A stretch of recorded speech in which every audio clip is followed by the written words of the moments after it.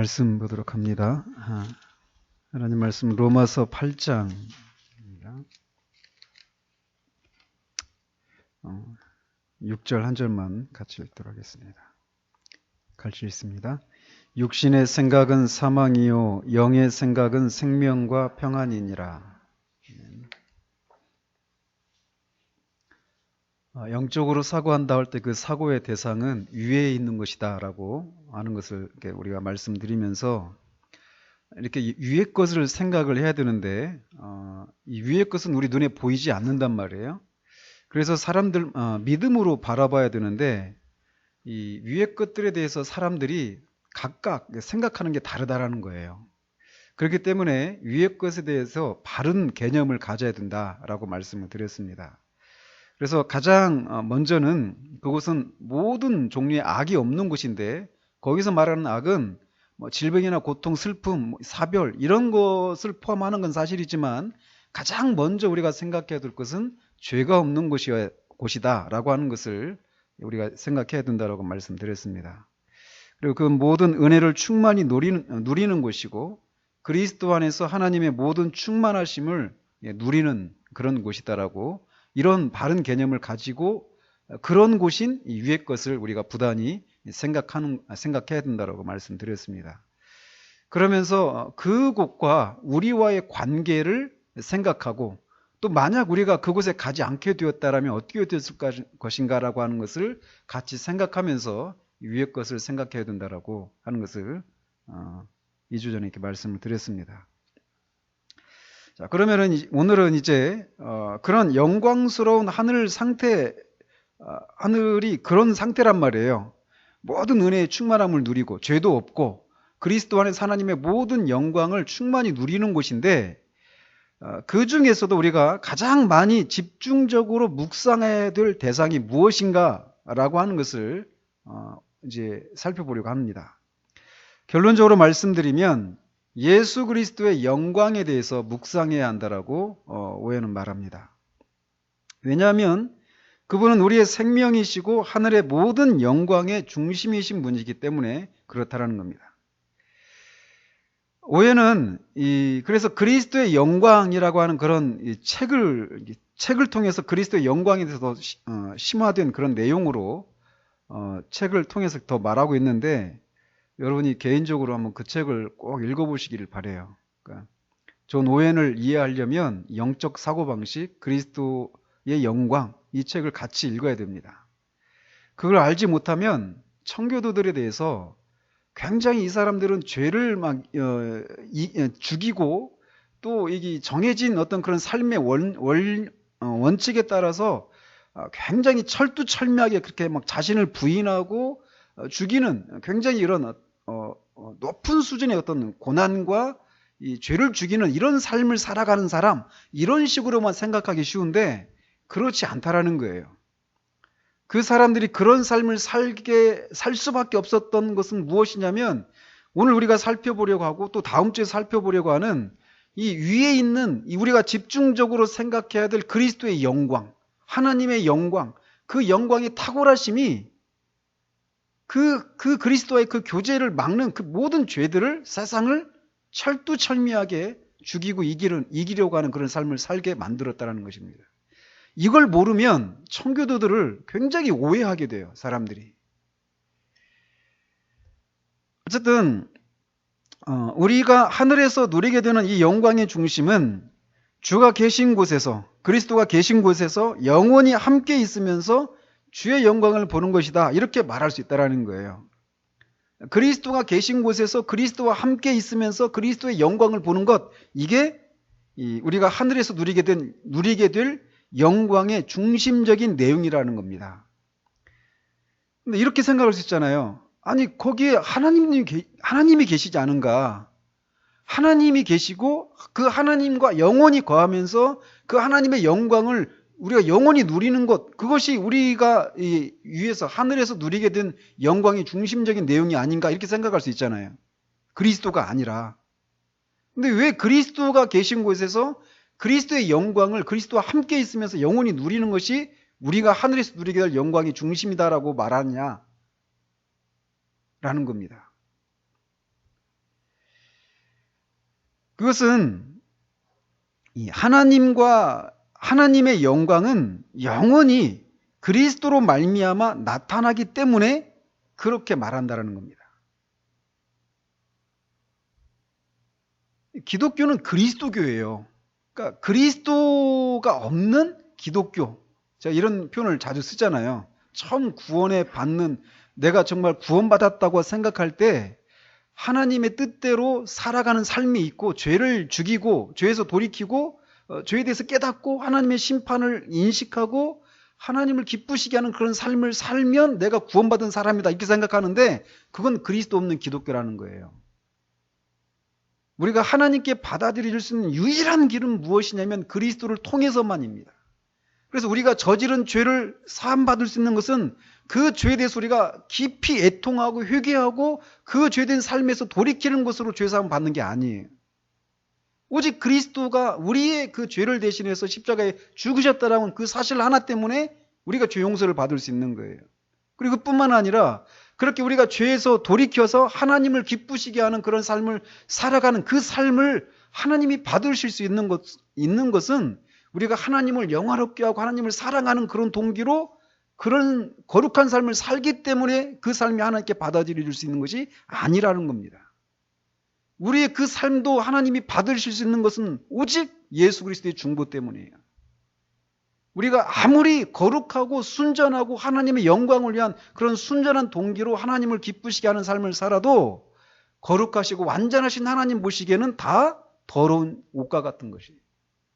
그런데 그렇게 부족한 섬김을 완전하신 하나님이 완전한 것으로 받아들일 수 있는 것은 우리의 부족한 섬김을 그리스도께서 완전한 섬김으로 중보하시기 때문이라는 것이죠.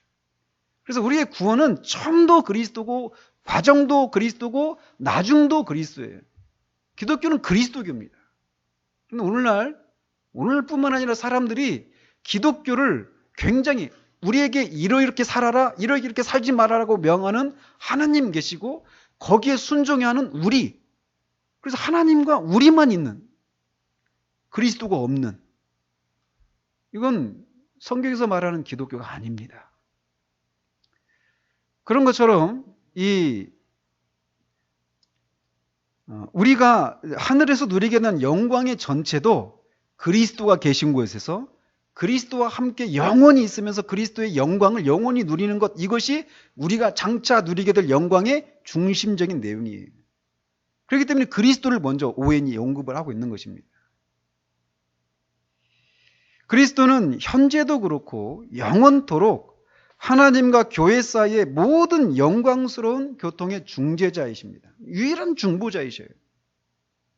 그러므로 우리가 영적으로 생각하는 사람이라면 이렇게 우리의 생각을 하늘의 영광의 중심이신 그리스도께 집중하는 것은 너무나 당연하다라고 말할 수 있습니다.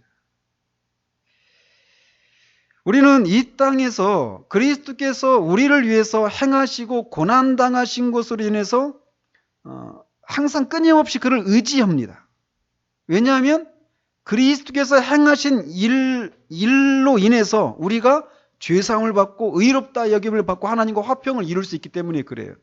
그래서 이 땅에서 그리고 그런 은혜를 베푸신 그리스도를 사랑합니다. 그죠? 그런데 이렇게 우리가 이 땅에서 그리스도를 의지한다라고 하는 것은 근본적으로 우리의 연약함 때문에 그래요. 우리의 무능력함 때문에 그렇습니다. 무슨 말이냐면 우리 스스로 죄사함을 받을 수가 없어요. 우리 스스로 의롭다함을 받을 수가 없어요. 우리 스스로 하나님과 우리 사이에 평화를 가져올 수 없다라는 거예요. 오직 그것을 가능하게 하시는 분은 그리스도이십니다. 그렇기 때문에 우리는 이 땅에서 그리스도를 의지하는 거예요. 그리고 그런 은혜를 허락하신 그리스도를 사랑합니다. 그런데 그리스도를 사랑하는 동기는 그것이 시작이지 그것이 궁극적인 것은 아니라는 거예요. 우리가 그리스도를 사랑하는 것은요,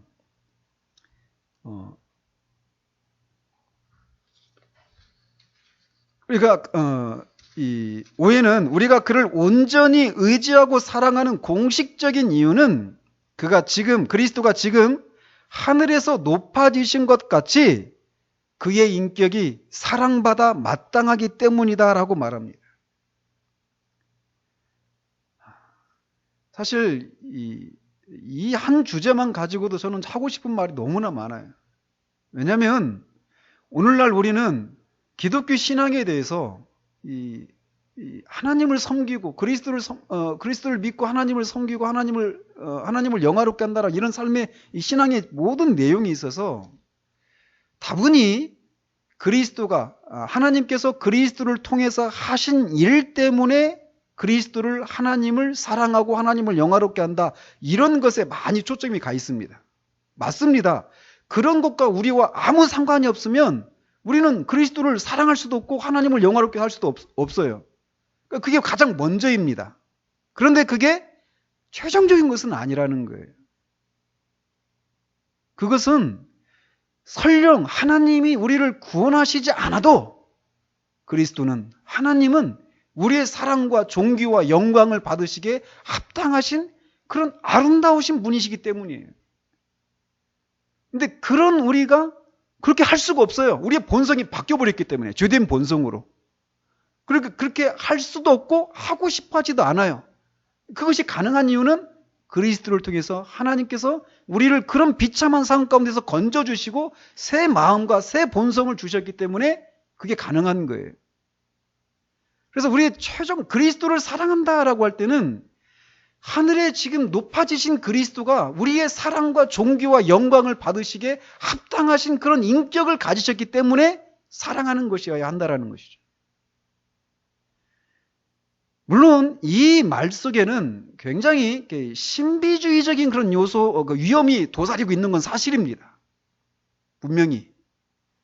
왜냐하면 그리스도의 이 중보 없이 곧장 하나님의 영광과 하나님의 성품의 그 탁월함으로 곧장 가려고 하는 사람들이 있거든요. 언제나. 그러나 분명한 것은 그런 위험이 있다 하더라도 우리가 그리스도를 온전히 의지하고 사랑하는 공식적인 이유는 그가 지금 하늘에서 높아지신 것 같이 그의 인격이 사랑받아 마땅하기 때문입니다. 우리는 이 사실을 잊으면 안 돼요. 설교자로서 가장 슬프고 하나님 앞에 마음 아프고 하나님 앞에 죄송스러운 게 뭐냐면 저희 설교나 어떤 이런 것을 통해서 사람들로 하여금 그리스도를 향해서 그런 사랑을 하지 못하게 만드는 저의 무능력 때문에 슬퍼요.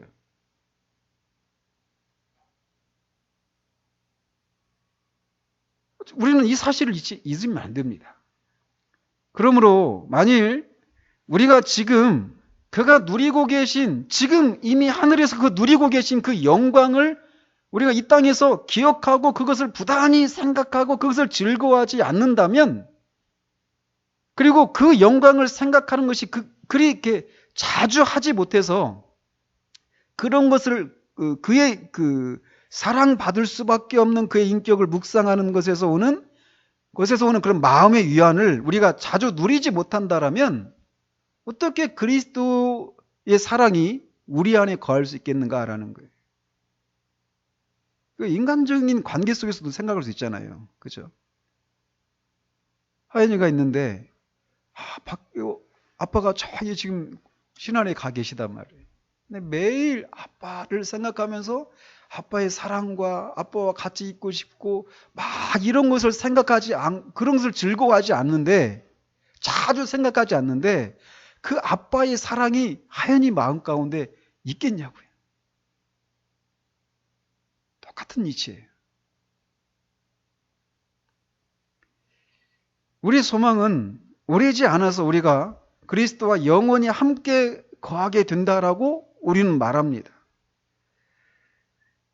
그렇다면 이 세상에서도 우리가 할 수 있는 한 그리스도와 함께 거하는 것이 우리의 지혜고 우리의 마땅히 해야 될 도리인 거예요. 그렇지 않겠어요? 나중에 그리스도와 함께 있게 될 것이다 말하면서 그때 가서는 그때 하고 지금 여기서는 내가 하고 싶은 거, 내가 생각하고 싶은 거, 이건 마땅한 도리가 아니라는 거죠.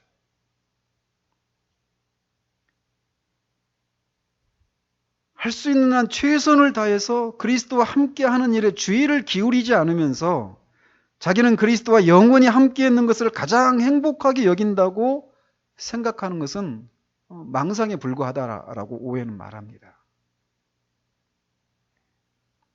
어떤 사람들은 하나님에 대해서 말하거나 하나님의 자비와 긍휼과 그의 능력과 선하심에 대해서 말할 그런 기회가 있으면 그런 기회를 싫어하지 않아요. 그런데 그들에게 그리스도를 언급하면 마치 그것을 이상하게 여기는 모습을 보인다라고 오해는 말합니다. 이건 근데 하나님의 그 성품은 계속 말씀드리지만 그리스도를 통해서 나타나는 거거든요. 그렇기 때문에 그리스도를 언급하지 않고 그리스도를 부단하게 묵상하는 일이 없이 그리스도와 함께 영원히 그의 영광을 누리는 것이 나의 가장 큰 소망입니다 라고 말하는 것은 어불성설이고, 그것이 없는 사람이 영적으로 사고한다라고 하는 것도 이치에 맞지 않는 일이라는 거예요. 그러니까 영적 사고의 가장 먼저 생각해야 될 대상은 그리스도의 영광입니다. 따라서 우리는 그리스도를 묵상해야 되는데 이것을 위해서 몇 가지 지켜야 할 원칙이 있다라고 그 원칙을 제시합니다. 먼저는 그리스도를 생각해야 될 때 지켜야 될 가장 첫 번째 원칙은 그 그리스도를 묵상하는 것이 말씀의 법칙을 따라서 행하는 것이어야 한다라고 말합니다. 그리스도를 묵상하는 일에서도 성경에서 지지하지 않는 잘못된 방식으로 묵상하는 일이 있기 때문에 그래요. 대표적인 그룹이 있다면 로마 카톨릭이죠. 그들은 그리스도의 어떤 그림을 그리고 어떤 그리스도의 이미지를 이렇게 그려놓고 그 이미지를 사랑하고 환영하고 존경하면서 때로는 눈물을 흘리기도 합니다. 그들은 목에 십자가를 걸고 다니거나, 그러니까 오웬이 쓸 당시의 가까운 시기의 얘기니까 그 성지순례를 이렇게 가서 자신의 전 재산을 들여서 그리스도가 달리셨던 그 십자가의 그 조그만 나무 조각이라도 사서 그걸 자신의 그 유품으로 간직하면서 그것을 보면서 그리스도를 생각하는, 이런 식으로 그리스도를 생각하는 그런 일단의 그룹이 있어요. 특히 로마 가톨릭 이런 데에서. 또는 이 엑스타시라고 하죠. 영적으로 어떤 황홀경에 빠지는 거. 그래서 오랜 동안 금식하고 그렇게 하면서 자신의 그 영혼이 어떤 그 환영과 환각 상태 가운데 들어가게 되면 자신이 그리스도 앞에 있다라고, 그리스도 안에 있다라고 생각하는 이런 것들도 다 잘못된 방식이라는 겁니다.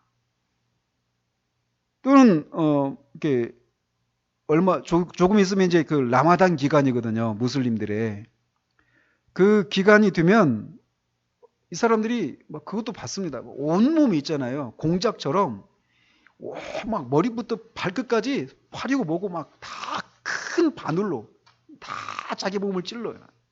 가지고 막 그 고슴도치가 같이 이렇게 막 돼서 그 환각 상태 가운데 있는 거예요. 그러면서 알라와의 합일을 막 꾀하기도 하고 이러는 것처럼 어떤 사람들은 자신의 막 그 손과 발과 옆구리에 상처를 내고 그리스도의 고난에 동참한다고 하거나 이런 사람들이 있어요. 제가 예전에 그 필리핀에 간 적이 있었는데 그때 딱 간 주가 그 고난주가 아니었어요. 그러니까 거기가 카톨릭 국가잖아요. 근데 막 도로가 한산해요. 근데 나중에 들었는데 거기선 진짜 사람들이 그 고난주 안에 진짜 사람들이 십자가에 못을 박는 거예요. 진짜 생사람을. 그래가지고 그 그리스도의 고난에 동참한다라고 하면서. 그러니까 이런 식으로 그리스도를 묵상한다고 하는 이런 방식은 성경적인 방식이 아니라는 겁니다. 물론 우리 중에는 그런 분들이 안 계시죠. 그렇지만 이런 사람들이 있다라는 거예요. 그래서 그런 사람들의 고행이 아무리 숭고하고 대단하게 보인다 하더라도 그것은 미신적인 것에 불과하다라는 것입니다. 따라서 우리가 그리스도에 대해서 묵상하는 것도 진리의 빛에 따른 것이기를 위해서 기도해야 되는데 오해는 이렇게까지 얘기를 합니다. 이렇게 잘못된 방식으로 그리스도를 묵상하는 일이 있어서는 안 돼요. 그런데 때로는 이 그리스도를 묵상하는 방식이 세련되지 못하거나 지나칠 때도 있기는 하지만 그리스도를 사랑하고 사모하는 진실한 마음을 가지고 있는 사람들이 자신이 그리스도인이라고 자처하면서도 그리스도를 생각하거나 사모하는 일이 거의 없는 사람들하고 그런 사람들보다 낫다라고 오웬이 말을 해요. 무슨 얘기를 하고 싶은 것인지 아시겠죠? 자신이 그리스도인이다라고 말하면서도 그리스도를 생각하거나 사모하는 이런 일이 없는 그리스도인으로 자처하는 사람들보다 비록 물론 극단적으로 가는 건 잘못이겠지만 그리고 이 그리스도를 묵상한다고 할 때 그 방식이 조금은 세련되지 못하고 좀 거친 그런 방식이라 하더라도 그 그리스도를 생각하고 사모하는 것에서 그렇게 하는 사람이 오히려 더 낫다라고 말해요. 그러니까 오웬의 그 마음에 있는 것이 무엇인지 아시겠어요? 그리스도가 사람들에게서 사모되어지고 묵상되어지고 계속 생각되어지기를 바라는 마음에서 그런 말을 하는 거예요. 그만큼 많이 없다라는 것도 또 반대로 얘기하고 있는 것이겠죠. 오웬은 우리가 그리스도를 마땅한 방식으로 생각하기 위해서 두 가지를 권고하는데 첫 번째는 성령께서 우리와 항상 함께 계시면서 우리가 우리에게 그리스도를 생각나도록 하시기 위해서 기도해야 된다라고 말을 합니다. 우리 안에서 그리스도가 계속 생각나게 되도록 성령께 기도해야 된다라는 거예요. 왜냐하면 성령이 하시는 일은 우리에게 그리스도를 나타내는 일이거든요. 성령께 그것을 기도해야 된다라는 거예요. 그리고 또 두 번째로 그리스도를 분명하게 제시하고 있는 그런 성경 구절들 있잖아요. 뭐 골로새에서 그 안에 그 육체 안에 모든 신성의 충만함이 거하시며 우리가 그 영광을 보매 하나님의 아들의 영광이요. 아무튼 그리스도의 그 영광에 대해서 묘사하고 있는 그런 성경 구절들을 생각해야 된다라고 얘기합니다. 그러니까 이 두 가지 방식으로 할 때 우리가 성경적인 방식으로 그리스도를 묵상하고 그리스도를 묵상함으로써 얻게 되는 그런 유익들을 우리가 얻게 된다라는 거예요. 그리스도를 성경적인 방식으로 묵상하는 것은 예수 그리스도와 신자들의 영혼 사이에 교제를 복되게 하는 모든 것의 기초를 이룬다라고 말합니다. 즉 그리스도와 신자가 교제를 나눈다라고 할 때 그 교제를 나눈다고 하는 것은 무엇을 말하는 거냐면 그리스도를 성경적인 방식으로 부단히 묵상하는 것을 통해서 가능하다라고 얘기하는 거예요. 그런데 어떤 사람들은 그리스도와 신자의 영혼이 교제를 나누는 것 자체를 경멸하는 사람들도 있다라는 겁니다. 이런 사람들은 그리스도와 신자와의 교제를 경멸하는 것을 넘어서서 기독교 자체를 기각하고 있는 것이다라고 말을 해요. 처음에도 말씀드린 것처럼 기독교는 그리스도교예요. 그리스도를 우리가 묵상하고 그분과 교제하고 그분과 그런 사랑의 그런 교제를 나누는 데서 오는 그 힘으로 그리스도를 증거하고 그리스도를 닮아가고 그리스도를 위해서 살아가는 그런 삶을 살아가는 거란 말이죠. 심지어 믿음의 삶에 대해서 외인이 아닌 사람들마저도, 그러니까 그리스도인이라고 하는 사람들마저도 그리스도와 영적인 교제를 나누는 것에 대해서 모르는 사람들도 있다라고 말을 합니다. 즉 그리스도에 대해서 다 성경적인 그런 진리를 가지고 있어요. 알고 있어요. 그리고 그리스도와 신자와의 교제에 대해서도 다 알 수 있습니다. 교리적으로. 그렇지만 그것이 거기에서 그치는 거예요. 제가 그런 신학을 메마름의 신학이라고 부르거든요. 제 신학교 다니면서 가장 힘들었던 게 이거였어요. 신학교에 갔는데 이 얘기를 우리 총신 교수님 들으면 혼내실지 모르겠지만 제가 너무 힘들었던 게 이런 거였어요. 메마름의 신학. 교리는 있잖아요. 폴 오셔가 말하듯이 Doctrine is the end but the means to to know God, to meet God 이렇게 말을 해요. 닥트린, 교리는 그게 궁극적인 끝이 아니다라는 거예요. 교리는 하나님을 알고 하나님과 교제를 나누기 위한 수단이지 교리를 아는 것 자체가 끝이 아니라는 겁니다. 그게 궁극적인 목적이 아니라는 거예요. 그리스도에 대해서 알고 그리스도와 신자와의 교제에 대해서도 알아요. 그런데 거기에서 그 교제를 나누는 데서 오는 그 유익이 뭔지 모르는, 그 능력이 무엇인지 모르는, 이거는 제대로 된 방식으로 아는 것이 아니라는 겁니다. 성경에 그리스도와 신자의 영혼이 교통을 나누는 것을 가장 잘 묘사하고 있는 성경이 어디에 있습니까? 아가서입니다. 아가서. 물론 거기에만 그걸 다루고 있는 것은 아니에요. 요한 1서에도 그걸 얘기하고 있습니다. 변호해야죠. 그리스도를 즐거워하는 믿음과 사랑의 행위들의 경우에 우리가 그리스도를 즐거워하는 믿음과 사랑의 행위들일 경우에 그리스도께서는 당신의 성령으로 말미암아 우리 마음과 생각 속에 당신 자신의 사랑과 자비와 우리와의 관계에 대한 의식을 넣어주십니다. 그리스도께서 이렇게 우리에게 당신 자신의 사랑, 우리를 향한 당신 자신의 사랑과 자비와 우리와의 관계에 대한 의식을 넣어주실 때 우리는 안식과 만족감이라는 복된 상태를 유지하게 돼요. 그러니까 그리스도인이 그리스도인의 삶을 살 수 있는 것은 바로 여기서 나오는 거예요. 바로 그 교제 속에서 그리스도는 항상 한결같이 우리를 사랑하는 그런 심정과 그 복된 마음의 상태를 보이신다라는 거예요. 사랑과 즐거움으로 그리스도에 대한 믿음에서 우러나오는 마음으로 그리스도를 생각하는 것들은 하나도 그냥 버려지지 않을 것이다라고 말합니다. 이 씨앗을 뿌리는 자들은 그리스도께서 그들을 친밀하게 받아주신다라고 하는 은혜로운 단을 가지고 돌아올 것이다라고 얘기해요. 또한 그리스도께서 그들을 기뻐하시며 그들을 사랑하신다라고 하는 것을 느끼게 하여 주실 것이다라는 겁니다. 그리스도를 즐거워하고 사랑하는 마음으로 그리스도를 끊임없이 부단히 묵상하는 자들은 그리스도께서 성령을 통해서 그렇게 묵상하는 자들에게 그리스도의 사랑과 자비와 그리스도와 우리와의 관계를 나타내 주시고 우리를 향한 주님의 그 마음을 우리가 느낄 수 있도록 해주신다라는 거예요.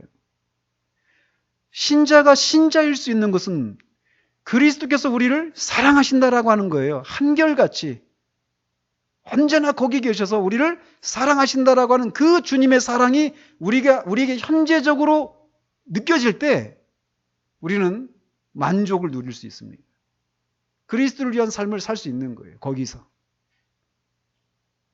그럼 반대로 오늘날 우리의 삶이 그냥 막 해야 될 그런 의무감으로만 우리에게 남아있고 우리가 살아가야 될 그 세상은 너무 크고 주님이 너무 작아져 있다면 그리고 주님을 향한 사랑이 우리에게 생동감 있게 다가오지 못하고 어떤 권태에 빠져 있는 것 같이 그냥 머릿속에서는 남아있지만 현재적으로 우리에게 그 주님의 사랑이 우리에게 역사하는 역동적으로 느껴지는 그런 방식으로 우리에게 다가오지 않는다라면 원인이 어디 있겠습니까? 우리가 그리스도를 충분히 부단히 묵상하지 않은 것에서 있는 거예요.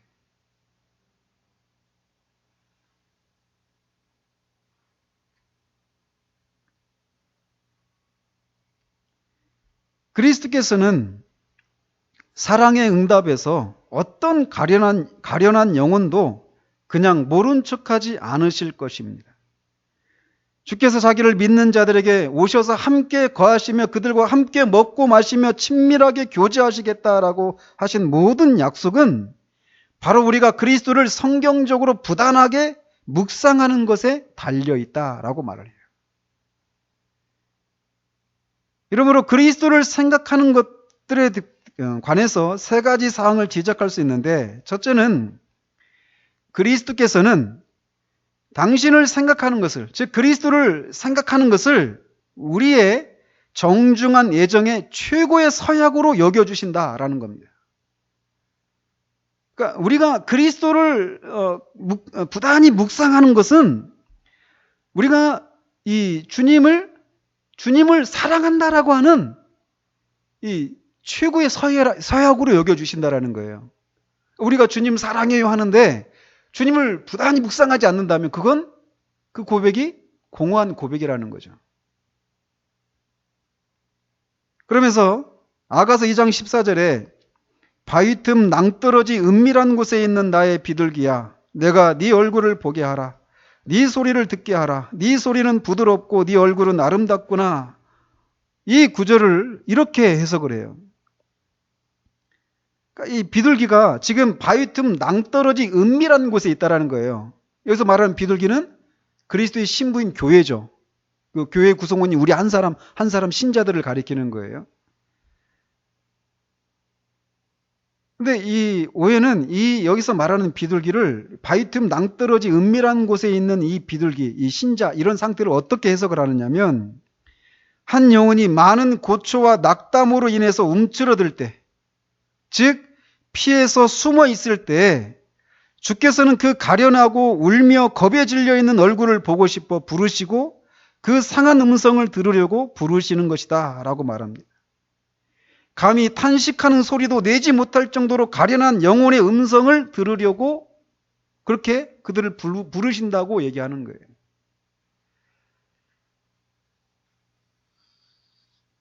그러니까 그리스도가 신자를 향해서 그런 마음을 갖고 있는 거예요.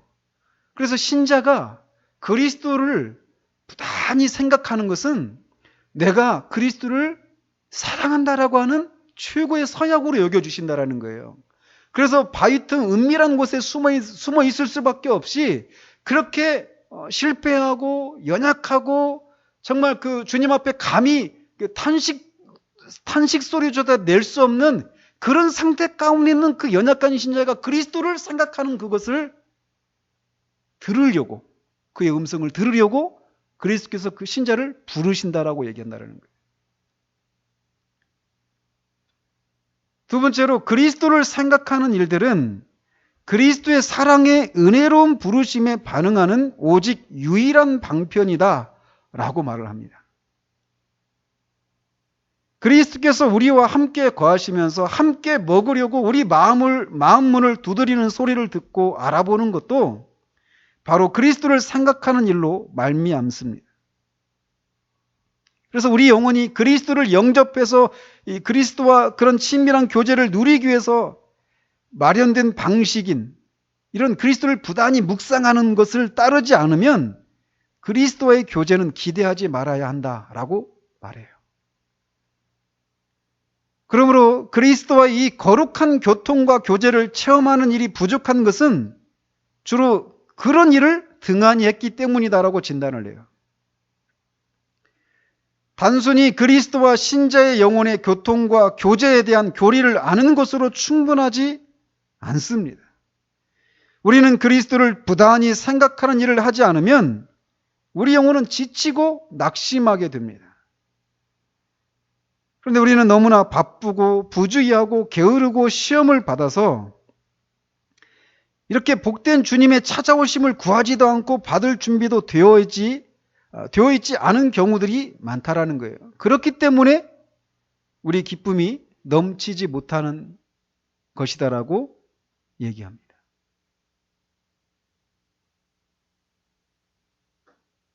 우리는 하나님과 사람이 그래서 이제 우리는 그리스도를 부단히 묵상을 해야 되는데 그리스도의 무엇을 묵상해야 되느냐면 우리는 하나님과 사람이 영원히 연합되게 하시는 그리스도의 임재의 영광을 매일 부단히 묵상을 해야 됩니다.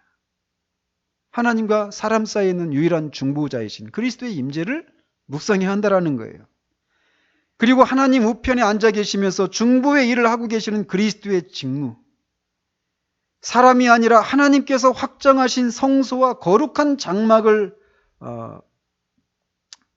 지은 분으로서 교회를 위해서 현재 행하시고 있는 그의 영광, 교회의 구원을 완성할 목적으로 기도하시는 그리스도의 중보 기도의 사랑과 능력과 효력, 심판하시기 위해서 영광스럽게 오시고 계시는 일 등에 대해서 묵상해야 한다라고 얘기합니다.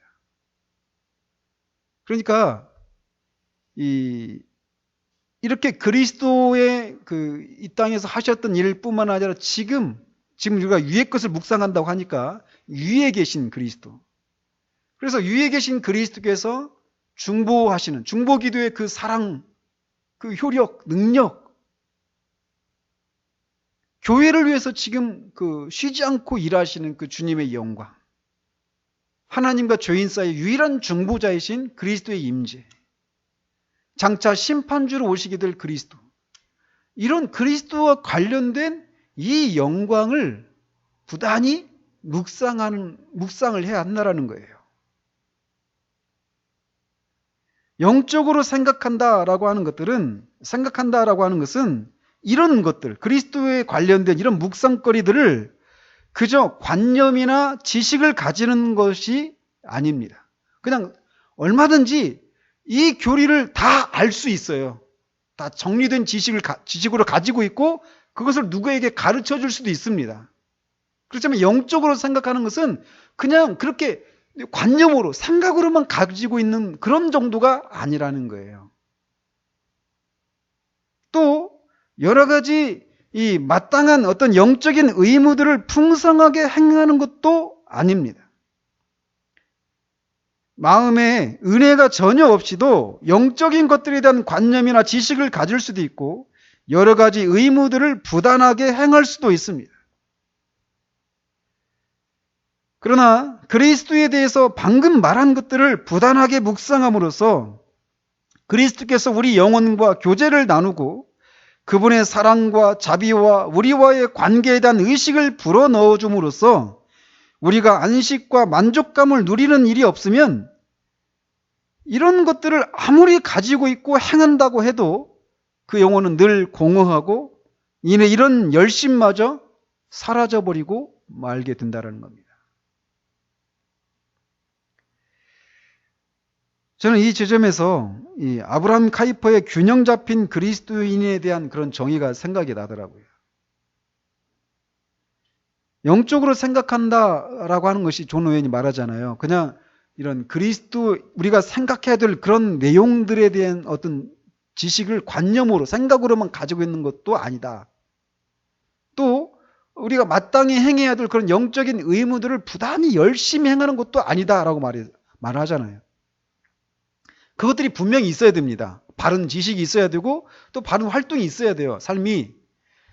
그런데 그것만 있어서는 안 된다라는 거예요. 오해는 그 그리스도의 그 영광을 부단히 생각하는 데서 오는 그리스도와의 그 친밀한 교제. 그래서 그리스도께서 우리를 사랑하시고 그리스도의 사랑과 자비, 그리고 우리와 그리스도의 관계를 우리 안에 그런 의식을 불어넣어 줌으로써 우리 영혼이 그 속에서 그런 안식과 만족감을 누리는 그 일이 이 두 가지와 같이 있어야 된다는 거예요. 그런 지식과 그런 실천과 함께 그것을 묵상하는 이것이 같이 있어야 된다라고 하는 것을 얘기하는 거예요. 이 지점에서 그래서 아브라함 카이퍼의 균형 잡힌 그리스도인에 대한 그런 정의가 생각이 나더라고요.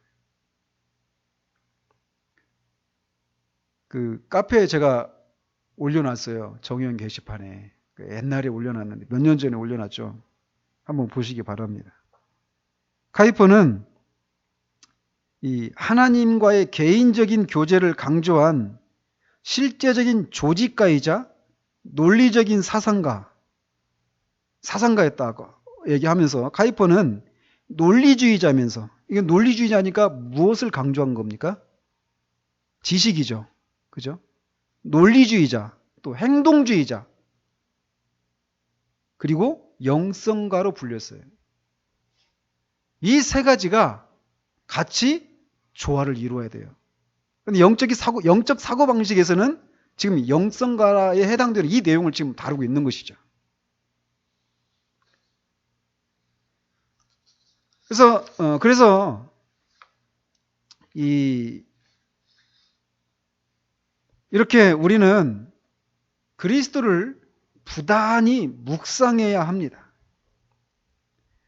그런데 오해는 이런 영원한 것들을 생각하되 이 세상의 모든 고난과 대조에서 영적인 저울에 달아보는 방식으로 생각할 것을 마지막으로 권고합니다.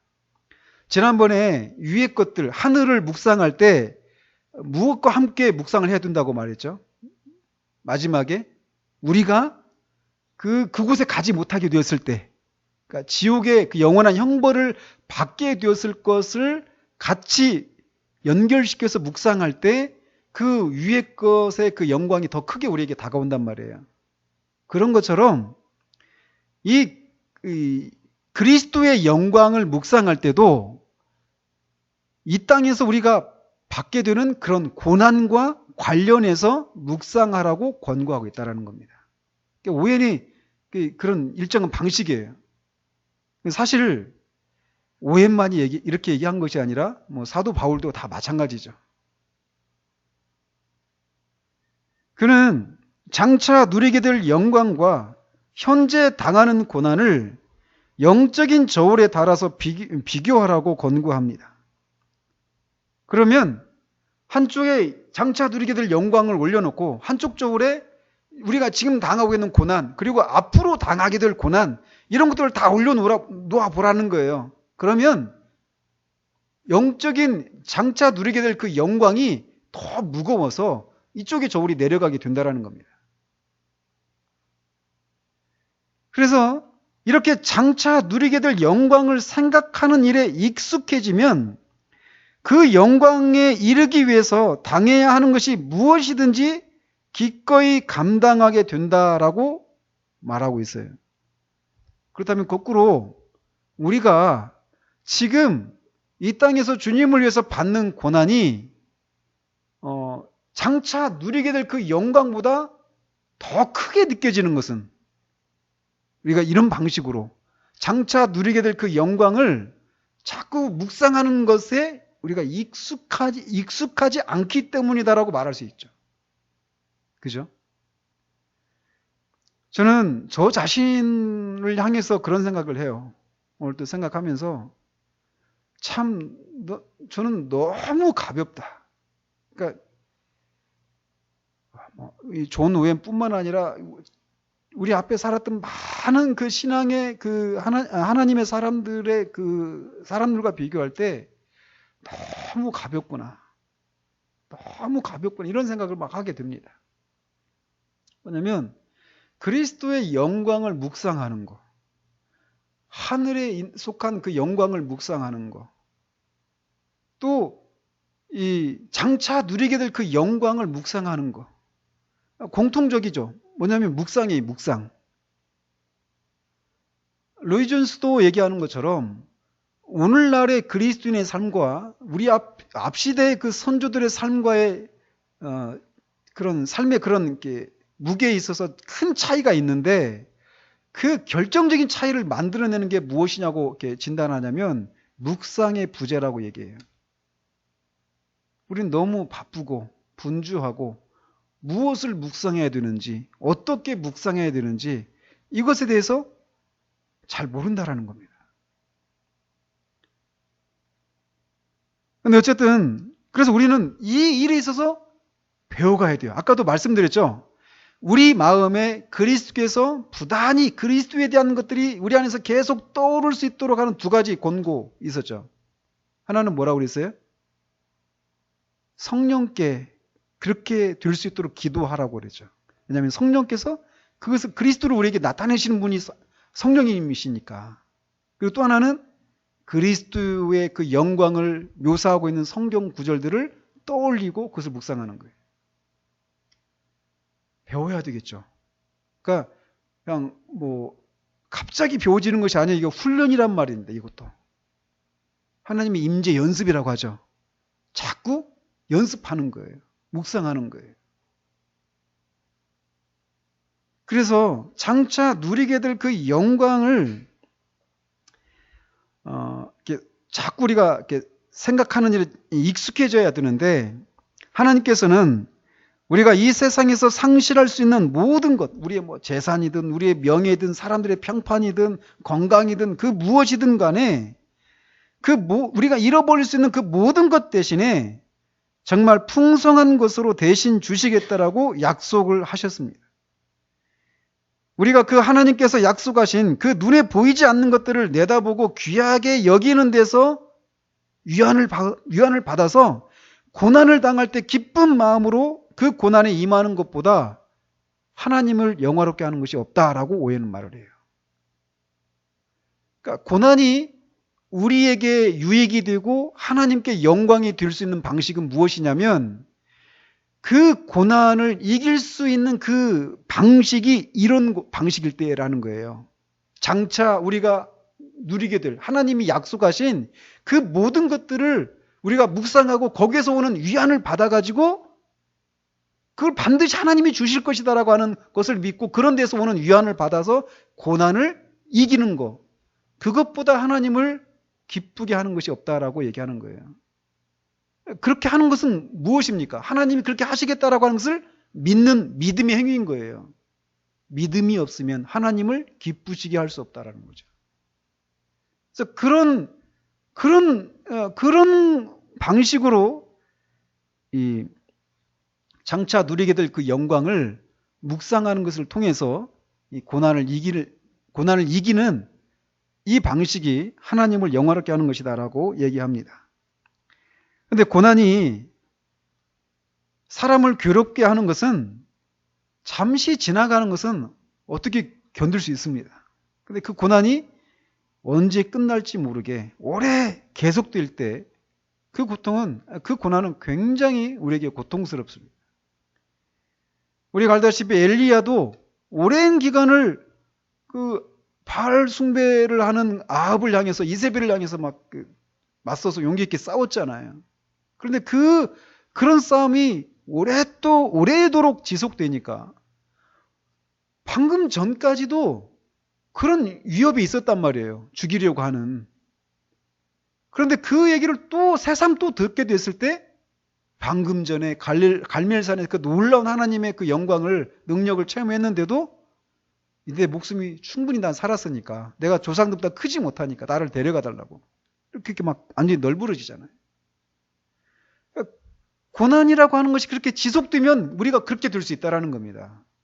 그리고 많은 경우에 그렇게 오랫동안 지속되는 고난에 지쳐서 자기 신앙 고백을 부인하고 타협해서 고난에서 벗어나려고 하기도 한다라는 거죠.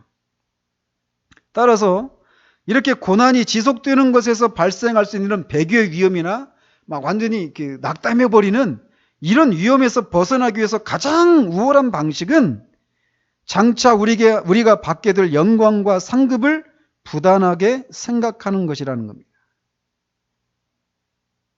사람의 마음이 눈에 보이지 않는 이 영원한 영광에 대한 생각으로 가득 차게 되면 계속되는 고난을 그 영광에 비추어 달아볼 기꺼운 마음을 가지게 된다라는 겁니다.